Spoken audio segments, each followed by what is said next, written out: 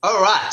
Well, with me today, I'm kind of like unbelievably shocked to announce is the one and only Matt Fink, aka Dr. Fink from Prince and the Revolution, and many, many other things. Musician, producer, songwriter, studio owner. From what I've read, many other hats as well that you wear. We're going to get into that and so much more, at least in the time that I have. Let me start by saying thank you for giving me your time. Truly appreciate it. Huge fan. I want to start with what will possibly be the most obvious question, and that is, how did your interest in music begin? And once that interest was there a point that the interest shifted to, well, this is going to become my career? Yeah. Well, first of all, I was raised in a family that had a very large emphasis on the arts in general because my parents both went to the University of Minnesota and graduated with degrees in acting and theater, Bachelor of Arts degrees, but they focused on acting skills and all that stuff and music too. They were both musical, but they weren't fluent playing musicians. They both dabbled in the piano when they were growing up, and my father uh, liked to just improvise on the piano for fun. He wasn't really a schooled musician, so to speak.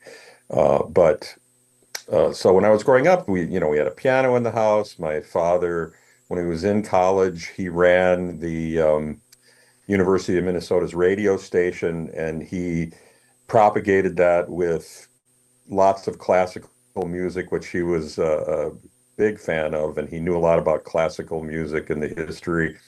So at an early age, I was introduced to that pretty much right out of the womb. They were playing music in our house through the stereo. Obviously, this is in the early 60s. I was born in 1958. And so it was just ingrained in me early on.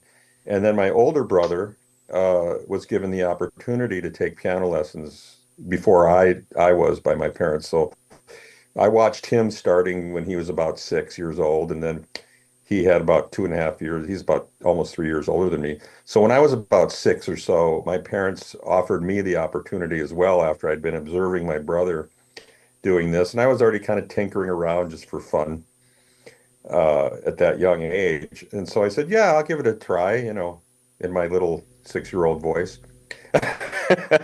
And they started me off with the usual basics, with a teacher and private instruction and all that. And then I kept moving up to different teachers all the way up until I was about 14. I think I went through, let's see, one, two, three. And then my fourth teacher when I was 14 was these were all more classical people. So I was more classically trained before this. But when I was 12, I started playing pop music, even a little before that on the piano. And then I started meeting other kids in my class that were interested in being musicians or drummers or whatever. In fact, the street that I lived on had a guitar player, a drummer, and a trumpet player. And then there was a bass player not too far away. And so we formed a band when I was about 12 and a half. And so we started playing some radio song hits of the day, top 40 stuff. Started to learn that and by ear. And then when I was 14, by that time, that band was playing around the junior high schools, middle schools. We were actually going to different schools around the city and saying, "Hey, can we play at your dance for the kid?" The students says that's how we did that. And we'd get gigs, maybe if we're lucky a few times a year, five, maybe total, we'd go out and play. But we were always jamming in the basement and playing with that group of guys. And the name of that band, by the way, was called Odella. It was kind of a take on an old French word called, I think it's pronounced Odella, which Okay. is the word beyond, but we spelled it phonetically Odella. But just so anyway, when I was 14, I went to my parents and I said, I really want to get into jazz and improvising techniques and all that. And I said I knew of a teacher in Minneapolis that had a partner. They were called Wigley and Associates, and the other associate was Tom Weekland. It's just the two of them, Tom Weekland. So Tom Weekland took me out. My father said, "Sure, let's give it a shot." So I used to go to my dad would or my mom would drop me off at the bus stop to go downtown after school once a week, where I would learn, starting to learn jazz. But that teacher kept me studying some classical piano at the time too, along with it for technique. He said, "I want you to keep going with your classical stuff." And I said, "Okay." So fast forward to my senior year of high school when I was 18, I'd had him as a teacher throughout that whole time frame from 14 to 18. And then right towards the end of my senior year, I got into another band. Our group of nucleus of guys, some of them were going to go to college, some of them didn't want to continue with the band. The name changed from Odella to Wizard by that senior year. And we had a friend who was an artist who made the logo with a wizard, like a Merlin character and all that That's stuff, awesome. Yeah. Yeah, yeah. So, and we were just playing cover tunes, and we were dabbling a little bit of writing at that time, but not much to where we were confident enough to play something we'd written in public. But right towards the end of the year, I auditioned for another group called Zachariah, which was another cover band, but they were older guys. They were all, at least 5 years older than me. So then I got into that band. They hired me, and that group was traveling around the Minnesota five-state area here. And I don't know if do you live in the U.S.? I do. And I've been to Minnesota Okay. as well, so I kind of know what you're talking about. Okay. So it's like North and South Dakota, Wisconsin, Iowa, that general area. We were traveling and doing shows. And they had a booking agent, and they were, like I said, these are about at least 5 years older than me, these guys. I was only 18 at the time.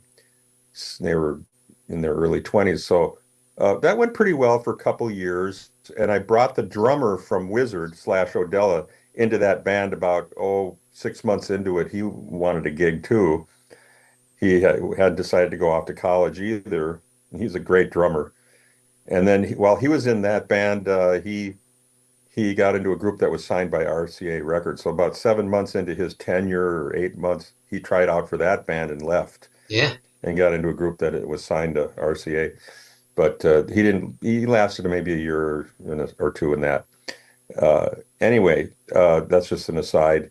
So that's how I got started, and that's kind of the history. And then I did one more cover band after Zachariah. And then I auditioned for Prince after that when I was 20.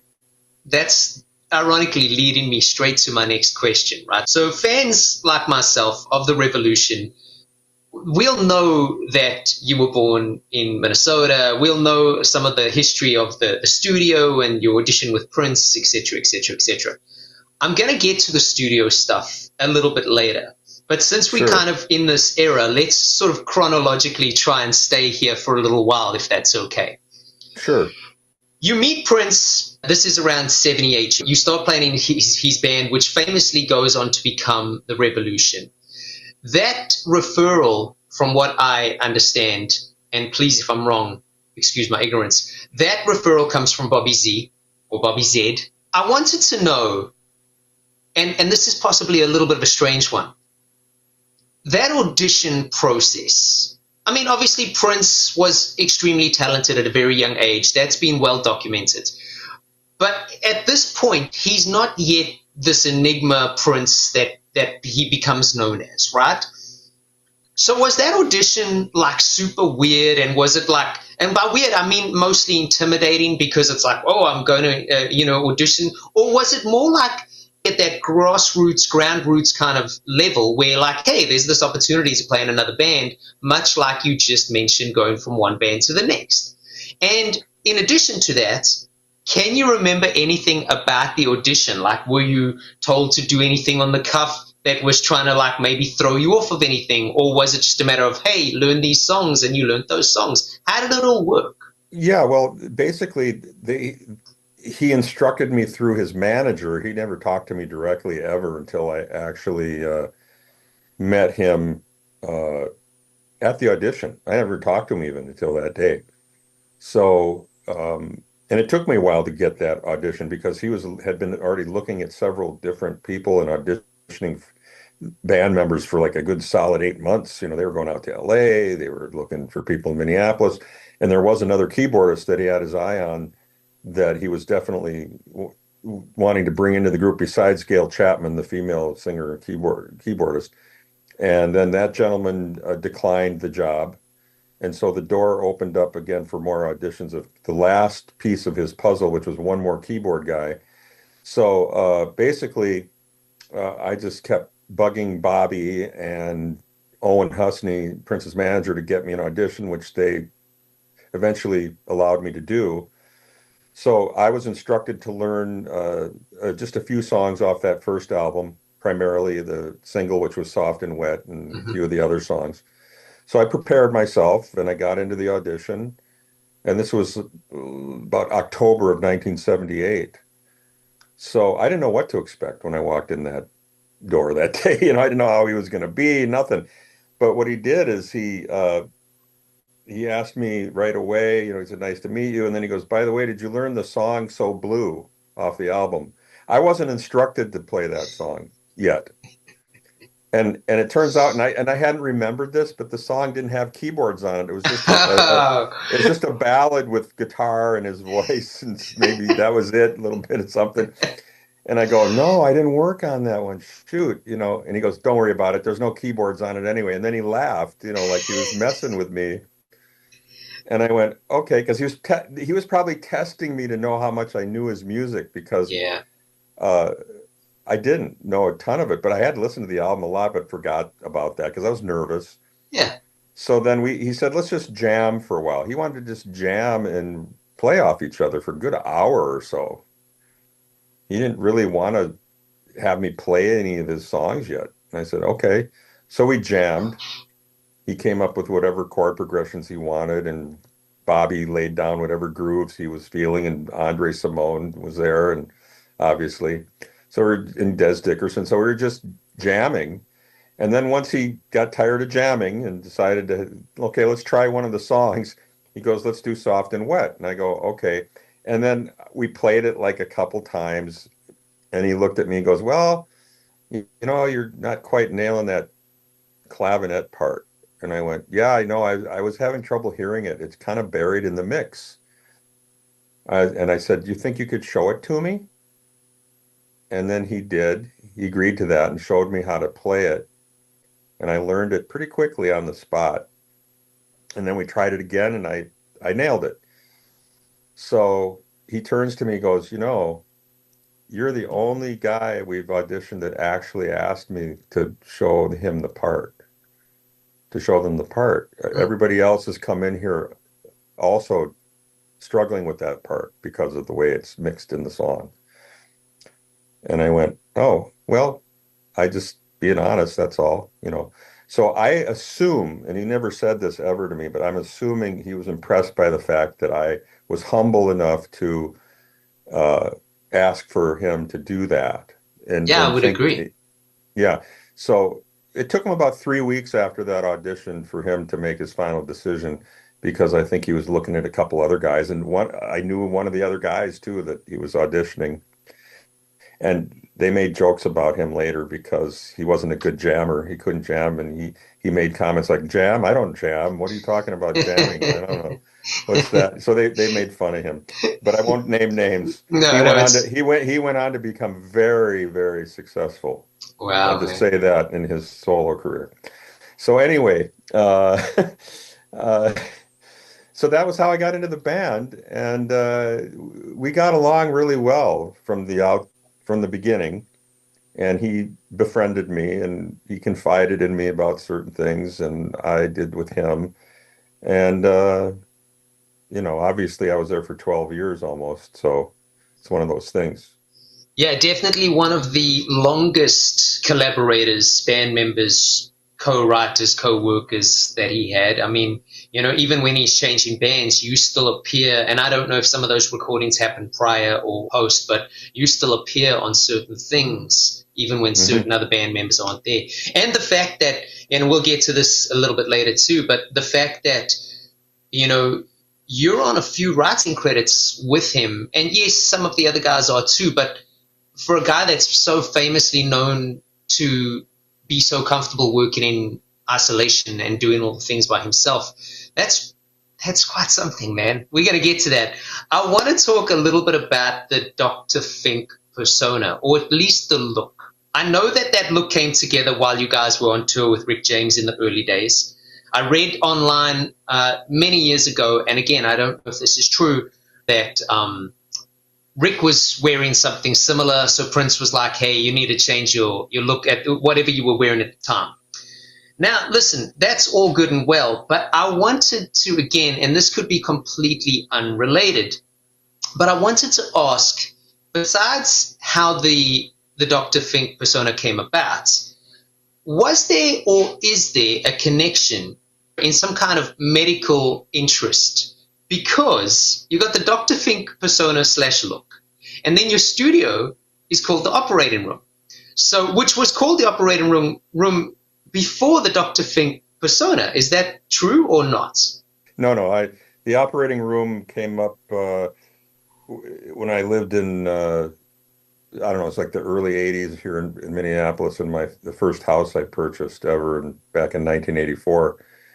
And I was the doctor by then, so it just made sense. That makes sense. With that said, when I moved to the current house I'm in now, and this is only the other house I've been in, I changed the name at the behest of my wife, because to Starview Studios, because we almost built a house on a place called Starview Lane on a street about 8 miles to the south of where we are now. But in the end, we didn't move there because there were these big radio towers with lights blinking about a mile behind the house, directly behind the house. And I thought, I don't want to wake up to that every day or at night, go to bed and have the window and see these blinking radio tower lights. And to make matters worse, once we built this house here in where I am now, instead of that location, I was recording a song for a solo album I did back in 2001. And at the end of one of the songs, the guitarist that was working with me on that, his wah-wah pedal picked up that radio station through his wah-wah pedal. And it got into the recording right at the end of the song. And we ended up keeping it.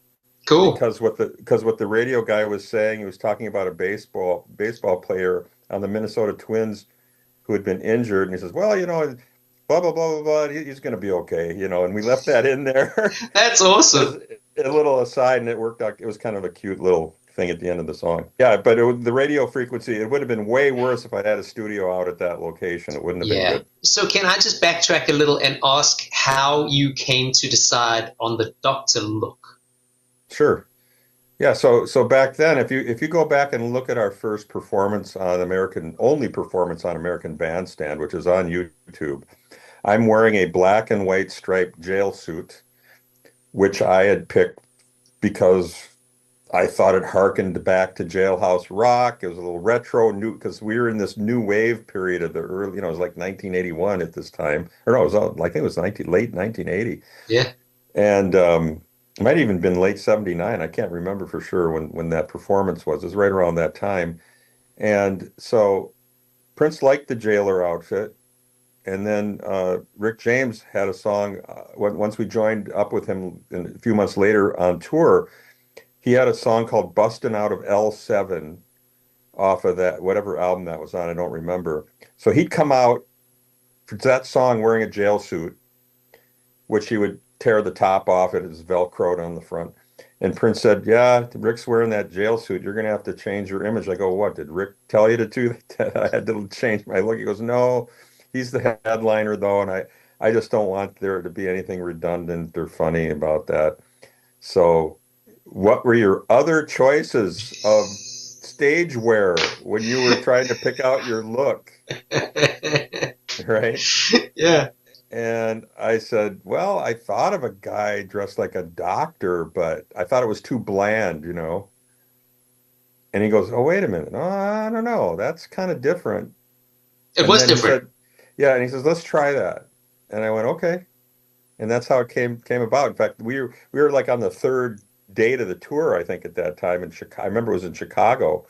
So he sent our wardrobe person out to a costume, not a costume, an actual place for doctor wear. And they came back with the scrub suit plus all the accessories, Yeah. and that was it. So that's when I became Dr. Fink. And of course, he insisted that I cover my face with a mask, and I was already wearing the bug eye wraparound sunglasses and and then he had the surgeon cap, and I had that. So you've seen the look on the Dirty Mind album where Oh I'm yeah. on the sleeve. So that was his doing, and he said, "You'll be the man of mystery." The man of mystery. I love it, dude. That's so cool. And that's typical Prince. He always tried to be the man of mystery himself. And kind of Yeah, succeeded. I mean, yeah, there's so many, I don't know, I wouldn't call them urban legends, but there's so many like Prince did this, Prince did that. And you go like, well, I don't know, maybe. I wasn't there. Who knows, you know? I mean, the revolution, man, just wow. I remember as a kid just looking at the artwork and the photos in those records, you know, it was mind blowing, depending on which record you're talking about, of course, but the colors, the looks, never even mind the music. The music was a whole different thing. And obviously, so much of the revolution history has been documented. So I don't want to necessarily make you regurgitate a lot of the same stories, which I'm sure you have time and time again. But I do want to, for a few minutes, talk about Purple Rain as a project. So not just necessarily the album or the movie, but both. Many artists at that point, and still, had tried and failed to try and like bridge the gap between, hey, I'm a recording artist and let's get into film or screen. Nowadays, it seems a lot of artists do. A lot of the pop stars have like documentaries or series or these YouTube channels where they've got like certain episodes that go during the tour. So it's like it's become more of a natural thing. But back then, it really wasn't. And again, there were several movies by musicians who had tried and not really got it right. So my question to you is this. What do you think it was about Purple Rain as a project that made it connect so well and therefore made it so successful? And what are you most proud of in regards to your playing contributions on that record? okay. Well, I think the storyline, uh, you know, he was the kid and he was this underdog and he was being, put upon by his rivals and bullied, and his home life was difficult and abusive, and his father, who was a musician. There were all these things that were going against him that he had to overcome. And he surely, and his love interest and all that stuff. So, and surely, at the end, he seems to overcome all those things, and he becomes what he wants to be, which is a popular artist. Or he's on the road to becoming. He's still a local guy at First Avenue, trying Yeah. to make his way, kind of like what he did when I first joined the band. I mean, there's really no difference in that. So it was like the story of his life in a roundabout way. I know that he did come from difficult home circumstances, as we all know. I don't know to what extent there was any physical abuse in those instances, but he never really revealed much of that, except one time he told me his stepfather was really mean to him and locked him in a room for a long time to punish him, and that his father literally kicked him out of the house when he was about 15 because he wouldn't obey his father with bringing girls in the house and Yeah. doing things he wasn't supposed to be doing with them under his roof. So his father was a very devout Baptist guy, very religious. Prince was brought up with that kind of moral Yeah. teachings and all that. And Prince was always very religious, but Yeah. You can hear it in the music. but like many of us, we let sex get the best of us too, and being in love and all that stuff. So he went through all that and he put it in his music. So that's why I think it was successful. People really could relate to his um, what he was doing, his life story. And then, as far as what my favorite contributions to that record, I did have a contribution to the song "Computer Blue" as a writer. Proud of that, obviously. Great song. I didn't. Yeah, thanks, but I mean, my contribution was just a one musical element, which was the bass part, the synth bass line, which we were jamming one day at a sound check on the 1990 tour towards the end of that, and he maybe it was after it might have been no, we were on tours like towards the end of the tour, and we were just doing our usual sound check jam because we always did that. You know, he had us jamming a good hour sometimes or more to warm up, and then any changes he was going to do to the show that night would take place or whatever. So he said, "Hey, I like that groove," and then he took it and ran with that and built the song around that. Mm.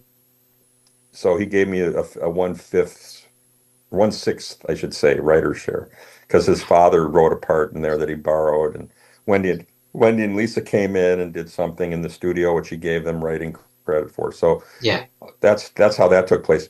Now, a lot of times people don't realize the end of the song "Purple Rain," when he goes into the high woo, that whole anthemic thing, where he's up in his falsetto singing that Yeah. line. That accidentally came from me the first day he brought the song's chord progression into a rehearsal before he was even finished with the lyrics. Yeah. And this was like the last song that he came up with for the album. Amazing. And we were messing around as usual, jamming on it. And then I started playing that melody line on my right hand in octaves, and he latched onto it vocally, and it became part of the song. And such a signature part of that song. I mean, you see any band playing that song, even in like cover situations, and that's the part that people are singing. Like, you know, that song can drag on for 20 minutes and the whole venue will still be singing that part, you know? But he didn't give me writing credit for that, unfortunately. But he did give the band artist royalties for the whole album. Okay. He gave us a little teeny piece to split with the band. You know, It wasn't a lot, but it was worth it, and it's great that he was so generous. So at that point, he just, that's how he operated with anything. He primarily wrote the melody and lyrics. In fact, I'd say close to 100% of the time for all his material. He never took that from other band members. Okay. He only took musical ideas, and a lot of times it was during a jam session or. Yeah. You know, because I know I attempted to bring him fully finished songs many times during my tenure with him, and he would say, "Yeah, it's not bad, you know," but then he wouldn't, he wouldn't take it because it wasn't his vision. You know, it didn't match his vision. I understand that, but I eventually just kind of gave up. I get it. By the time I was in the NPG, you know, after he disbanded the Revolution at the end of 1986, I was in there with the first version of the NPG for 4 years. By then, I was like, whatever. I'm not going to try to push any songs on him anymore. If we're jamming and I come up with something cool that he wants to latch onto, great. You know, that's how I looked at it. It's a good way to look at it, and it's an interesting lesson to learn as well, because not to say that musicians should just be comfortable and never want to move on, etc., etc., etc. I'm not trying to say that at all. But the fact that you can get to understand your role within a project and be valuable to that project is a skill that some people never learn. I mean, you've just got to Google history of bands and go read about any bands that have been severely successful.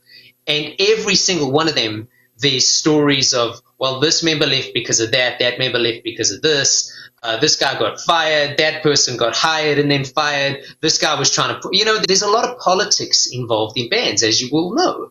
And sometimes some people like to think they're the boss. Some people are the boss. Some people aren't the boss. And I see it in bands all the time. Some guys don't know how to run their bands, but because they're the singer, they think, well, this is my band. And you go like, okay, but sometimes learning to be okay with that, knowing that you might be, and I'm not necessarily saying this was the situation, I'm just using this hypothetically as a whole. Sometimes even if you might be the most experienced guy there and have the best song, knowing that that guy maybe doesn't want to play your song and being okay with it, that's like severe maturity that a lot of people never get to sort of develop, and therefore never get the success that, I mean, just again, we could go on about, controversy and parade, and we could go on about the years in New Power Generation and stuff like that. But just on the Purple Rain record alone, the success, that record sold, I think, 25 million records, I think it sold in the however many years it took. Like, if you were too proud to be like, I don't want to be in this band, he's not playing my songs, you might not have been involved in something like that. And that is something that I think a lot of musicians could really learn from. Sometimes putting your pride aside a little, realizing that the band is a whole and the greater good could serve everybody versus just, well, I want to have my song on this record. It's an interesting theme. Yeah. No, you see that all the time. That certain sidemen want to go off and have solo careers, and they don't enjoy the vision of the leader. Yeah, happens all the time. If you I don't know if you're familiar with the documentary series called Breaking the Band. Have you seen any of those? Yes. You're familiar with it. So if any of your listeners haven't seen that or watching this, check out Breaking the Band. There's a whole litany of groups, and it tells you exactly what made them fall apart. And the revolution is in there too. We're in that series, but it's very interesting. It's interesting how the human experience falls into that. Yeah, it's relationships. Again, one of those kind of documentaries. It was many years ago, decades ago, to be fair, and it was about Aerosmith. And I remember Steven Tyler saying something along the lines of, and again, as a kid, I saw this and I was like, what's he talking about? As I've gotten older, I totally understand. But he said something like, being in a band is like being married to like 5 or 6 people. And I was like, it's true. What? But it's true. And, it's like a family. Or a family. It's like being in a family. It's being in a family, Yeah. Let's talk a little bit about jamming, because that's come up once or twice during our discussion here. With the way the music industry has changed, and we'll talk about that as well, do you think jamming is as important as it used to be? With a lot of musicians now, they kind of play by themselves in rooms by themselves. They put up videos of themselves, and some of them seem to get discovered in these sort of, let's call them digital business cards, these reels and these videos. And then they almost, a lot of them get seen and go straight to a band. So, do you think jamming still happens? Do you think it's still important? And if so, what are some things that musicians could work on so that when they do get in rooms with other musicians, that they can at least feel capable of jamming, unlike the keyboard player you mentioned earlier? Jamming to me is not as important anymore. Like you said, a lot of artists, and even Prince, he would sit alone and write and do everything, played all the instruments, so he didn't really need to jam. But if you're the kind of person that had that vocabulary like Prince did and could just hear the whole song in your head like Mozart did, when you see Mozart depicted in the movie they did about him, where he's playing billiards and he's writing a symphony on paper while he's playing billiards and hearing all the parts in his head, and he's humming out loud and then he'd write it down, and that kind of talent, sheer genius that comes through. Who needs jamming when you got that? Okay, but jamming at the same time, if you have a group of people, it can be redundant, it can be boring. I mean, we all can't read minds as well. But if one guy comes up with a cool chord progression that's making sense and he teaches it to the band, okay, let's jam on this. Like when Prince came in, here's the progression to Purple Rain. See what your piano part's going to be in here. Come up with your piano part, or whatever. Yeah. So that's where it's useful in that situation. So it really depends on what the vision is and what the leader of the band per se is doing, or the group as a whole. Maybe you got 2 guys who are writing the songs and the rest of the guys are just sidemen. And and they walk in and they go, oh, here's this thing we started. I'll teach it to you guys. Now jam on it and play lead against this part where your lead comes in. And then we'll go in the studio and try to recreate that, or go home we'll record it, go listen to this chord progression, come up with a cool solo, and we'll record it. So that's where the jamming side is useful, I think. And it just depends on what your needs are as a group. But like you said, there's a lot of producers, a lot of really great producers out there that were multi-instrumentalists. They sit in their studios and they do everything. And I'm not one of those guys, I'll be the first to tell you. I'm a decent drum programmer and a keyboardist, but I had no interest in learning guitar. I tried. I played just a little bit of guitar, not enough to where I'd want to use it in the studio anymore. Okay. So yeah, I don't know why it never appealed to me. Probably because I grew up on piano and it became my thing. And yeah. You know. And it is your thing, man. Let's talk a little bit about the current state of the music industry. What are your thoughts on where the industry is at the moment? And what do you think up-and-coming artists need to do in order to navigate through this business to be successful? Oh, boy. I was just talking about this with my son yesterday, who's also a producer / artist, and he's got a pretty decent distribution deal for his music right now, but they don't do much for him in the way of, there's no budget for him from them other than, okay, we might put some money into promoting your singles out there on social media or airplay or whatever we're going to do. And so anybody who's starting out, unfortunately, they need to spend money on YouTube or TikTok or any Instagram, whatever, to boost their popularity, to get more views of what they're doing. If you don't have money behind you, it's really difficult to navigate the social media space now. And then you've got the so-called fake bots who people are spending money on to make it look like they have more followers than they have. So there's cheating going on. And now with the rise of AI, you got people who are just taking, well, I fancy myself to be a really good lyricist, but I can't play a lick of music, so I'm going to plug my lyrics in here and create a fake artist that has an image now, and it's going to sing. I saw one gal who was doing this, who was featured on CBS News not long ago, and they were talking about that. That's the scary part for me right now. And then I've had professional musicians I work with, where I'm playing live with some of these people too lately, and they'll say, and they're like amazing musicians, I mean, just brilliant. And they go, I did this AI thing, and it's really great. I think I'm going to re-record it and do my own take on it. And they went, wow, okay. Yeah. So that scares me, and I don't know if I want to fall into that trap or not. That's a weird trap to me. I don't know yet. I'm really on the fence about it too. Yeah. But then I'm thinking, God, that could really be a time saver if you're doing a special project. Like back in the day, in the early and mid '90s, I was a staff producer at K-Tel Records, where I was doing a lot of re-records. Okay. Like we did like 2 separate wedding music albums, right? Where we recreated cover songs that were big at weddings, including the main wedding stuff, that is traditional. And so, boy, the AI thing would have saved me a lot of time. Yeah. It would have done a great arrangement for me. And then I would have re-recorded it, because I wouldn't use that, because the sound level is still funny. It's still a little grainy and funny. Yeah. AI.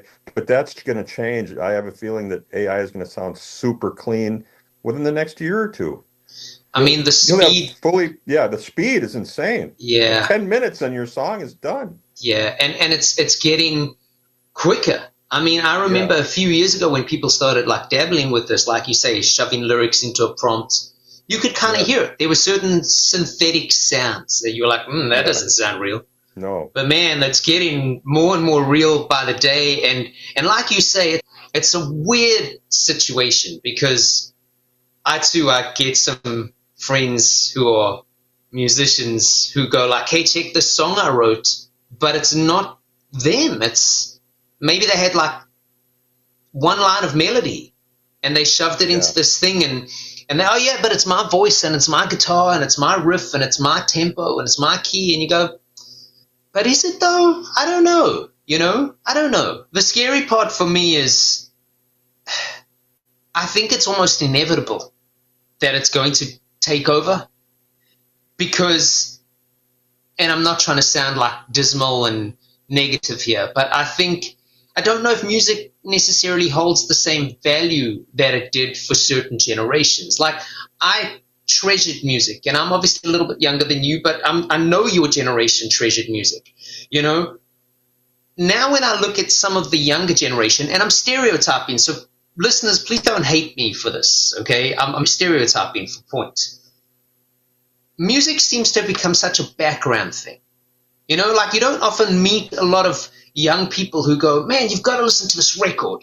And like, they make their friend listen to the record, and then the friend goes and buys that record or copies the record or tapes the record, whatever it is, right? And I get it. That's piracy. I understand. But there was this importance that it held value.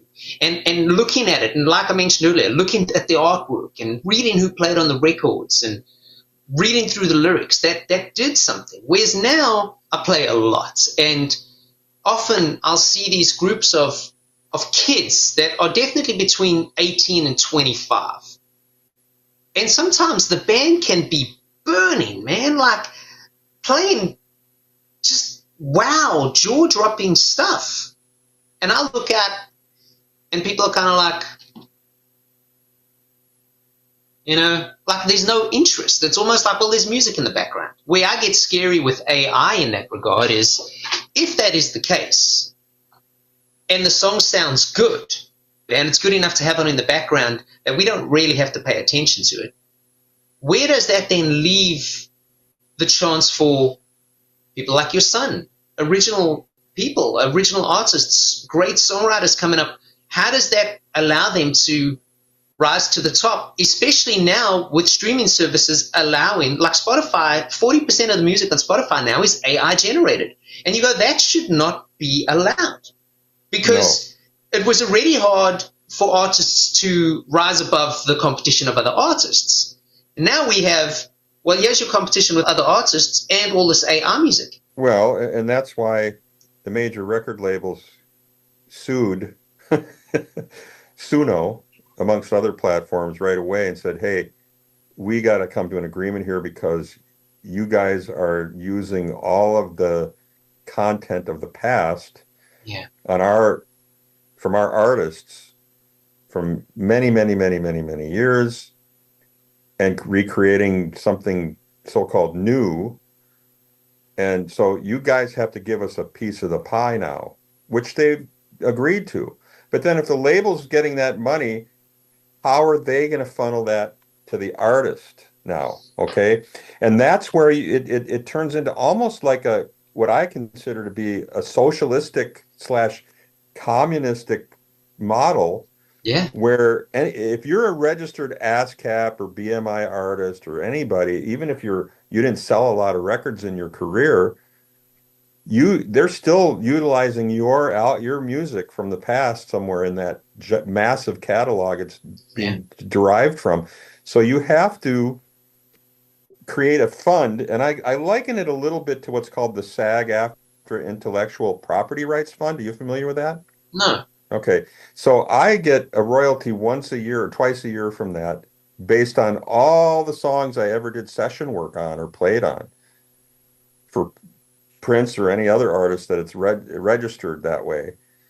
And so I get that, but what they need to do now is have a distribution fund that is taken from Suno's profits or any other AI user system like this, and put it in a fund and divvy it up equally for everybody, and they should all get money out of that. That's the only solution for me right now for this. That's a great idea. And will it be significant enough to even help someone financially? And they'll still have to go work their day job or whatever they're doing, their other career. Yeah. I mean, I know a lot of great musicians that, hey, I had to go work for United Healthcare and sell shit because I can't make 100% living being a musician, I can go out and play live. And Yeah. I have a certain amount of income at my age still, where I have one band in particular that I work with regularly. That we're called St. Paul and the Minneapolis Funk All Stars. And I'm really lucky to be doing that with Prince alumni people at my age, you Yeah. know. And these are all people who had something to do with Prince at one time or another.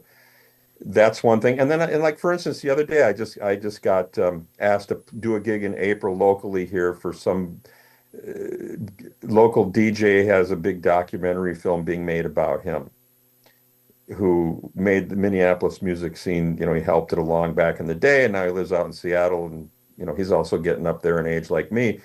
But the people making the documentary used two songs I co-wrote with another guy in the 80s and put it in the documentary. And these are unreleased. They just said, "Hey, we need some 80s sounding produced stuff." And I said, Yeah. "Oh, well, okay, I got this." Sent it over, and the guy making the film said, "Oh, we like these. We'll take them and we'll pay you whatever the fee is, the pay out of our budget." So that worked out well. I get a little sync work occasionally, not a lot, Yeah. but so so this is what I'm talking about. There's ways for us older guys and young guys to get out there. You got to get in. You got to play live a lot to make a living and sell your merch and get in front of people. That will help them get on the streaming services and listen to your music and, you know, like and share or whatever you got to do. And then if you're lucky enough to have a record label behind you with your so-called 360 deal, where they're taking a piece of your touring, your merch, and your Yeah. streaming fees and all the rest of that. And then unless you're in the top 0.0001%, like Taylor Swift's of the world, you're not going to make much from streaming, unfortunately. And that model sucks because you're not, it's like, what if you are super popular like Taylor Swift? But are you getting the same amount you would have gotten if your physical CD or LP was selling? Yes or no? No way. Is the math correct for No. that?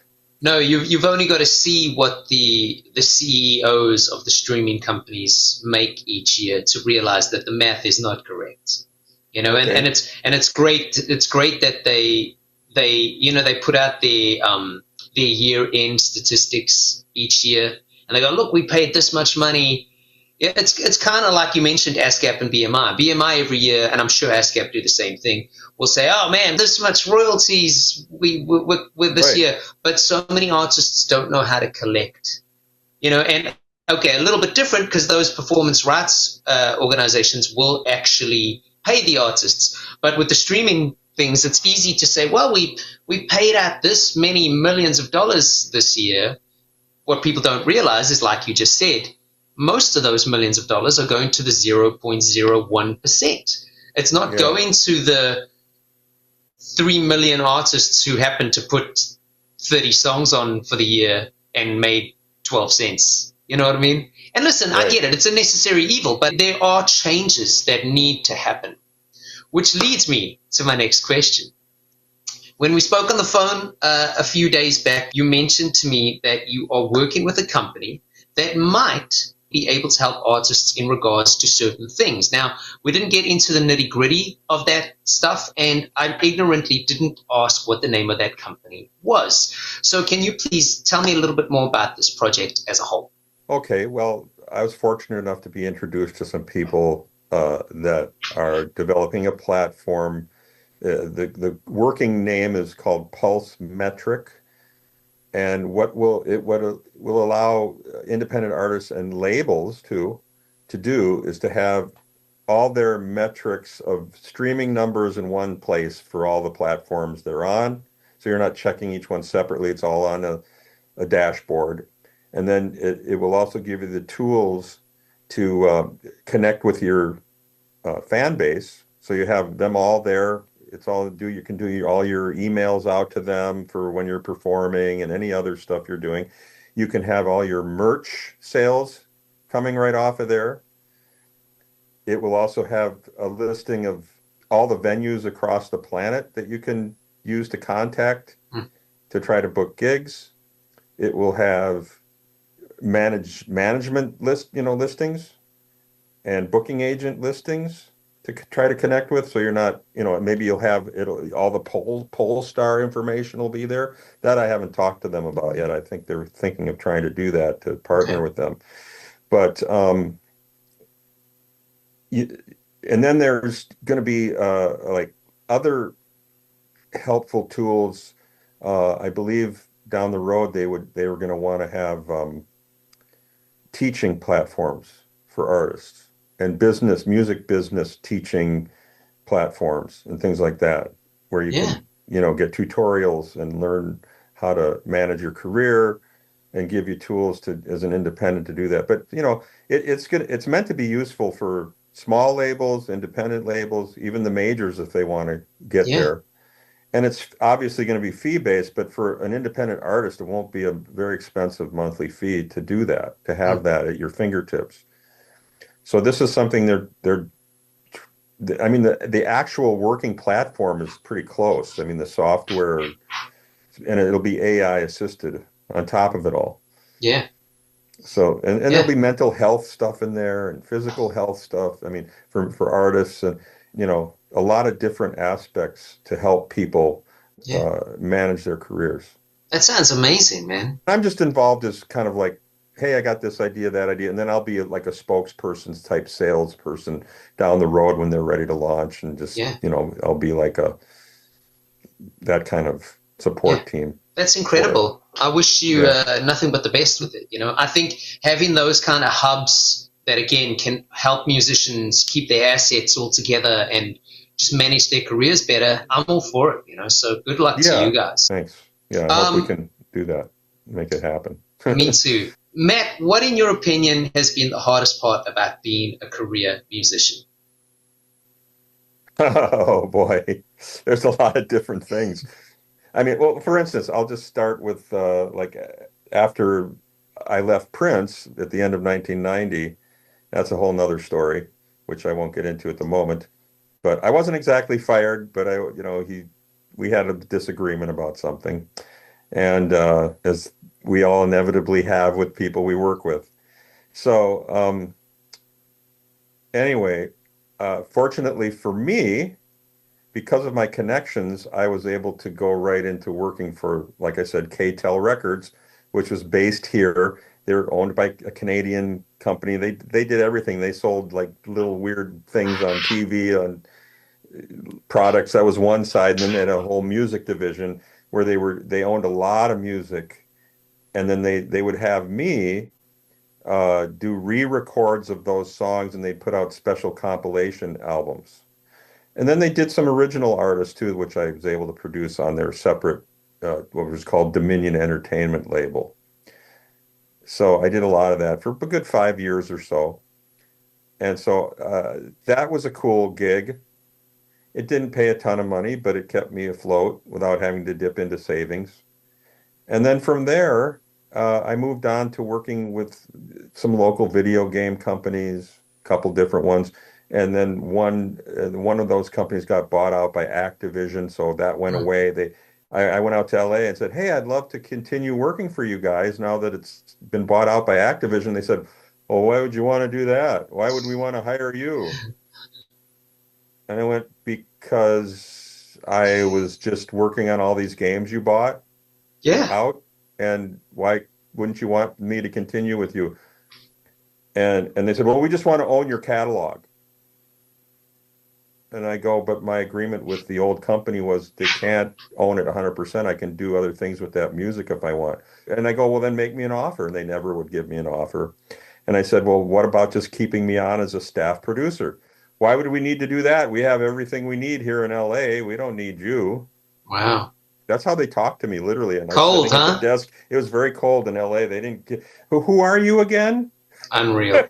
Really? It was, and there's, a younger guy didn't know who the hell I was. Yeah, just a lot of money brought up a corporation, basically. Huh? Exactly. It was really brutal. So I walked away from that whole scene, and then there was another local company here that was doing music for video game slot machines, gambling machines. So they hired me, but it was strictly freelance. It wasn't like, oh, we're going to make you into an employee with benefits. Yeah. You're just going to work for us project by project, and you have to literally come up with what you think it's going to cost you and present us with a budget to do each game before you start. And they wanted a monetary figure for each video cue in the game. Wow. Itemized. How many games? 16 or 17 of them. Okay, And so my tenure went from like 2008 through about 2011 or so, early okay, 2012. fair amount of time, yeah. But it wasn't super steady, you know. They just kept Yeah, throwing me stuff. And then out of those games, I think, you know, they're all done on spec on yeah. their end. And then they have to shop them to the distributors in Vegas or the companies that put them in the casinos. And then some of them fly, some of them don't. So I think about half of them made it into the mainstream casinos. And at one point, I did this one bonus round thing for several games called Hot Roll, which was like you had to get to this certain level, and then you go to the Hot Roll bonus. And I got to do all the voiceover work on those. That's awesome. And I was the guy who's, you know, saying, roll a 7 now and win $5,000. You know, I had to do that kind of stuff. And one time I was with a band out on the road somewhere, and we were playing in a casino, and I found one of the games. I had my voice on there. So we sat there, and some guy was playing the game. And when it got to the bonus round, I said, win a 7 now. And when, you know, and after my voice came on, he turned around and looked at me like this, like, hey, you sound just like that guy. That's crazy, man. I know. That's really bizarre. So that happened. But then I moved on from that because there were some other opportunities that came after that. But and then obviously Prince never seemed to want to reunite with the Revolution ever. Until about 2014, he kind of dangled the carrot on that one time. I've heard about this. Yeah, he kind of dangled a carrot, and then he proceeded to scold me for playing in a Prince tribute band called the Purple Experience that we had put together at that time. So he didn't want me doing that, and I said, and he didn't want the guy dressing like him who, you know, was impersonating him and all that. Yeah. And I explained to him, I said, look, I have to make a living somehow right now, and this is what I'm doing. We aren't hurting you. In fact, we're helping your brand, and we're playing in markets that you never go to. You never play in those areas, and people are thankful that we're out playing your music, our music. Yeah. And he says, well, okay, I get it. Do you think you can ask your guy not to dress like me anymore? And I said, I'll ask him. I can't guarantee he'll comply, though. So that was the end of it. He didn't do any cease and desist, or he didn't come after me legally at that point. And then I thought, well, I said to him, look, if you want to put the Revolution together again for some touring or whatever, I'm all for it. I'd love it. Let's go for it, you know. And he never did. He got sidetracked by a Third Eye Girl. Yeah. And then before he could even think about doing it, he passed away. And that, which brought the Revolution back together for a few years of touring again, which we did. And they were all funny about doing it too. They said, well, we're only going to do this for a short time. This is weird without him. I don't think we should do this very much. You know, well, okay, we'll do it, but we're doing it for the fans because they need it, and da-da-da-da-da-da. And I went, fine, you know, maybe it is too soon. Maybe we shouldn't be doing it at all. Maybe, but like, I mean, again, purists will say, in regards to the tribute band, or even when you guys reformed, hardcore purists will probably go, oh, if Prince's not there, it shouldn't happen, right? I understand. Mm-hmm. But as a fan of the music that was created by that band, I also understand. Like, why wouldn't you want to see it? Why wouldn't you want to see those people on stage together again, creating with that chemistry and making music, even if it is just for a few one-off dates?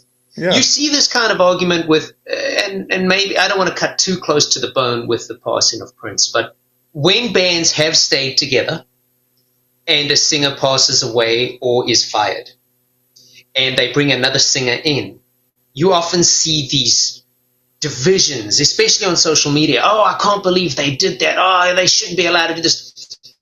A good example would be Linkin Park. I don't expect you to follow Linkin Park, but Linkin Park had Chester Bennington in, a male vocalist, really good singer. He passes. They bring in this female vocalist, incredible vocalist. After years of being gone, they start putting out new material as Linkin Park. And man, the hate and the negativity that I see on the posts that they post up because she shouldn't be singing in the band. They should have just changed the band name. Again, I'm not trying to play devil's advocate. I understand. From a purist point of view, well, that's not the band. From a musician point of view, who understands how politics and bands work, why should that band not be allowed to continue regardless of who is not involved? Especially when they built that together. You know, it's like we've spoken about branding a couple times during our conversation today. Imagine Coca-Cola suddenly decided, you know, I don't know all the ins and outs of Coca-Cola, but let's just hypothetically say Coca-Cola were 4 guys, and they decided this guy, Jim, wanted to leave Coca-Cola, and the other 3 guys were like, okay, we're going to rebrand as Coca-Floa. People would not know who Coca-Floa were, even if the colors were the same. They would essentially be committing suicide by doing that as a brand, because they would have to put money to build up that brand name again so that people were like, well, we love Coca-Floa, whereas instead they lose that member and they go, well, we're Coca-Cola, and they might lose a few thousand people because they were fans of Jim. You know what I'm trying to say? Right. It's like, it's a gray area, and I think where music becomes very tricky is because it becomes sentimental for so many people. Right. A lot of people seem to believe that they are allowed these opinions as fans when an artist does something that they no longer agree with. But think about it. I mean, the tribute band thing gained momentum about the like mid 2000s, and it's been going strong ever since. So you've got all these Prince tribute acts out there. Tons. Several before he even passed away. Yeah. You had Eagles tribute bands, Beatles tribute band. You name it. Just about every big name group now has a tribute band modeled after them. Yeah. And then you have groups like Foreigner calling themselves Foreigner, and there isn't one original band member in there anymore. Yeah. So that's what I'm talking about. It's just about the music at that point, and you know, no matter what we do, it's going to happen. And people, the fans, most of them don't care. They're not offended by that. They just want to go out and have a good time and hear the music. And when I was doing the Purple Experience, you're like, oh, wow, you're the only original guy from Prince in this band. But we love that you're out here doing it, because we could never see Prince live. It was either too expensive or he never came to this town. And we couldn't get away to go drive to this other place where he was going to be somewhat nearby. And so that was a good thing. And that's how I explained it to Prince. And then he got it. He thought, okay, well, I'll let you do that, I guess. I feel bad. But I don't know if he felt bad. He just thought, well, it's too bad that. And I'm thinking to myself, dude, why aren't you putting the revolution back? You came in here, dangled the carrot, and then you kind of backed away from it for some reason. And it was mainly to have me there to scold me about that. It wasn't about really, putting the band back together, I think. Yeah. It's very unfortunate because, I mean, like, I love Third Eye Girl, but maybe I'm too sentimental in this regard because of how special the Purple Rain era is to me. I don't know. Maybe he didn't want to revisit things. Maybe he thought that was moving forward rather than moving backwards. But there was something special with that group. And I'm not saying there wasn't with Third Eye Girl. There obviously was there too, but it would have been great to have seen a Revolution reunion before his unfortunate passing.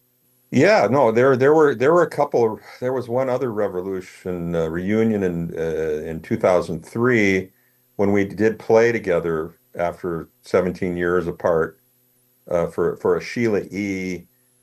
Foundation benefit out in LA at the Coliseum. So we did that, and it was really great. And then after it happened, it felt so good. We thought, let's try to keep this going, but it fell apart. And then let's talk to Prince and see if he'll do it. Blah blah. But it just, unless he's willing and able, it just doesn't come together. Yeah, it's one of those things.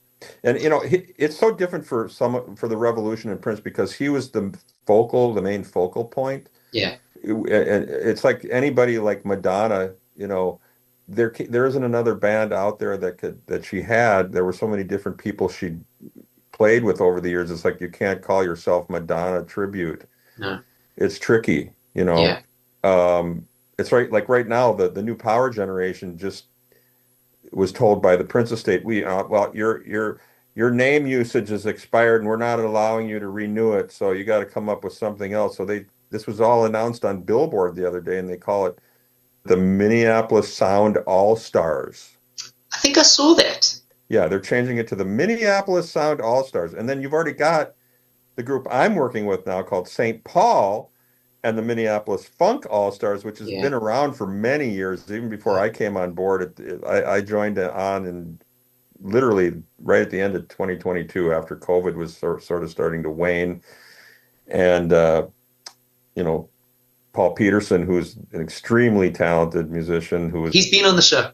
Oh, good. So you know he is. So he asked me to come on board. I actually approached him a little bit on it. He said, "No, I've been wanting you to come on board for years." In fact, he tried to get me to go to Australia with him in early 2017, but the Revolution was just reuniting at that point, and they encouraged me not to do that. Oh, wow. I was, they said, "We don't really want you to do that while we're, So that's the thing. I had a lot of that. And then, of course, the Revolution member said, "You can't be in the Purple Experience anymore and compete with us. That's it. Oh, man. Hey. So that's what happens, when you have these factions happening. And I agreed to it. I said, "Sure, fine. Yeah. I'm game. As long as we're very active for the next 5 years, I'm happy to do that, So anyway, it's all those dynamics come into play, and what are you going to do? Navigating the waters is very tricky. Yes. Listen, Matt, I know I've kept you longer than I'm supposed to. I'm gonna try to finish off with two last questions. Sure, go ahead. The first one is a complete fanboy type question. What can you remember about your synth solo in Get It Up by The Time? Because, dude, that thing melts my face every time I listen to it. I know you did it. It's been documented that you've done it. It's on the OBX synth. And you are credited with that synth solo. On Get It Up? On Get It Up. I thought it was, I played on the stick too, though. I don't know. But, man, that's solo. I mean, listen, if you did it, incredible. If you didn't, whoever did, freaking hell, man. I'm trying to remember if I did that one. If I'm credited, I must have done it. I got to go back and listen to it. You got to go listen to that, man. Yeah. Well, thanks. I don't know what to say about that other than I usually would go into sessions and just do a whole bunch of takes until we got it right. And most often I'd have to punch in parts because I'm just kind of letting it fly and improvise like a jazz piano player does. If you go listen to the stick, it was the same thing. The song Head, which I really liked, that solo from the Dirty Mind album, that was also, I don't know, I must have played 6 or 7 or 8 takes of that. And then Prince, he said, I like that one that you did. And then he went in later and tried to cover up a couple flaws by putting sound effects on it. So when you listen to it, there's like these weird little sound effects that come in.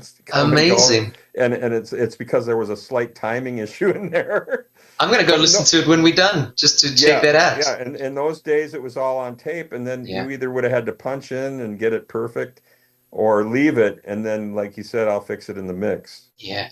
So that's how that all works, That's amazing, man. Okay, last question for you, sir. What do you think has been either the best piece of advice you've ever received in regards to a music career, or additionally, what do you think would serve as good advice for an up-and-coming musician for their career that maybe you just figured out along the way? Well, now in this climate, you have to work your social media like crazy or pay someone else to do it if you don't have the time and you have the funding to do that.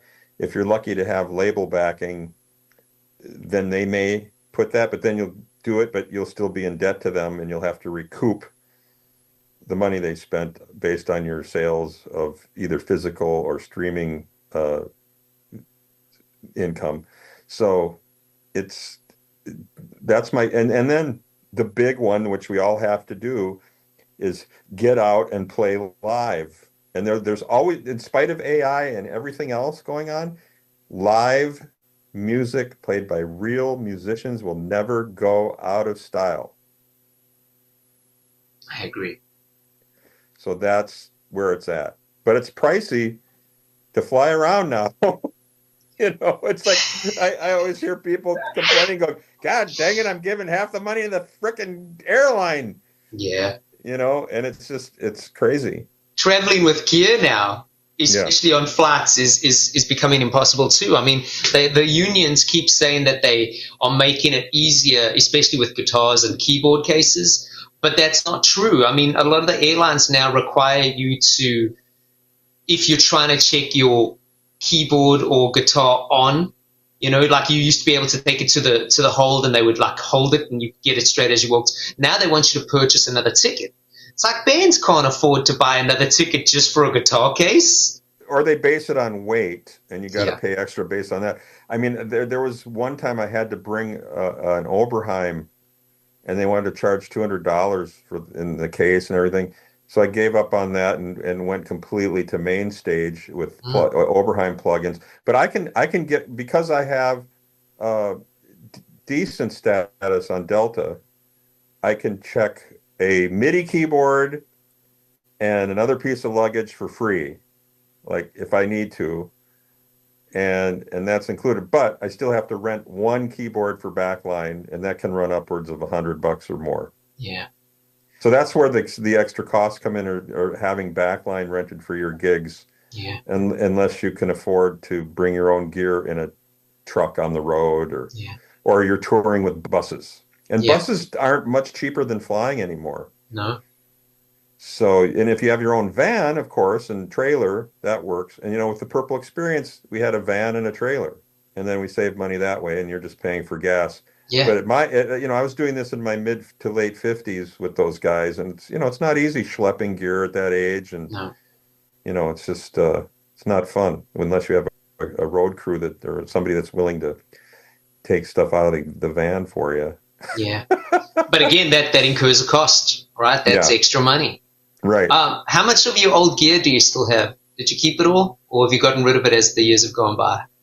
I've gotten rid of a lot of it now. I still have some rack mount stuff in my studio, obviously, that I've kept. But all the plugins I'm using that emulate the old school stuff, I've tried them out against the real machines, and I can't barely tell the difference. Wow. It's so good, and what else is good about it is the effects are on board those machines now, and you don't have to mess around. And it's like, let's say you want a Mini Moog plugin. Well, that thing sounds great, and you can put it in stereo, and you can put some effects right on it, and make it polyphonic too if you want, instead of monophonic. So all the great plugins now they've made them so good that it's incredible. I'm happy. Yeah, I'm happy with it. I really am. And just the outboard gear alone that I've sold that have been replaced by plugins now. So it's just how it is. It's the march of time and technology. Well, Matt, Dr. Fink, the one and only, absolutely legend in my book, man. I can't thank you enough for taking the time to talk with me. I wish you all the best with your future endeavors, with both St. Paul and Pulse Metric as well. And just, man, thanks for all the incredible music over the years, man. Oh, by the way, I forgot to mention two more things, if that's okay. Oh, please. Yeah.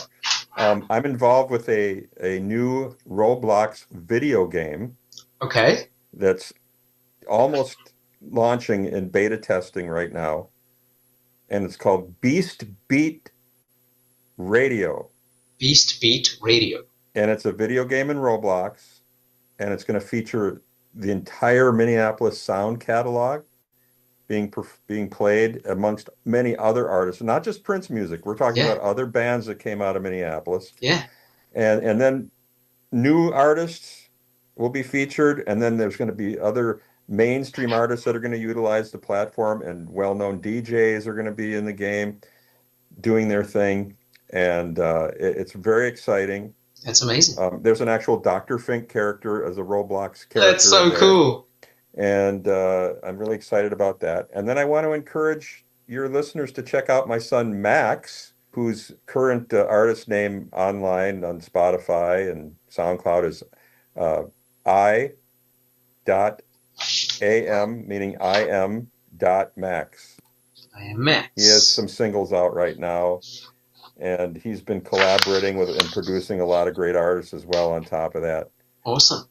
Besides his own solo material. He's hopefully going to be getting booked on some DJ festivals this summer. That's cool. Good luck to him. Thank you. So I just wanted to promote him a little bit because of course, he's a hard worker. That young man. He's really is. Well, maybe we'll get him on the show sometime. I'll check him out after this as well. Yeah, definitely. He's got his pulse on the current stuff more than I do. I got to tell you that's that cool. For sure. Listen, man, this was absolutely a treat for me. I mean, when you agreed to do it, I messaged my folks straight away. I was like, "You're not going to believe who I got on the podcast." You know, I was like, "Who?" I was like, "Man, I got Dr. Fink from the Revolution." They're like, "Oh my God!" So I think you guys were just something special, man. Listen, man, can't thank you enough, man. Seriously. Thanks for having me. It was an honor. Thank you. Care. If you ever find yourself in New Orleans, hit me up. We'll go for some beignets. One more project. I forgot one more project I've been working on too. Yeah. Who are with the gentleman that who are behind this music business platform. The name of the band is called Bipolar Buck.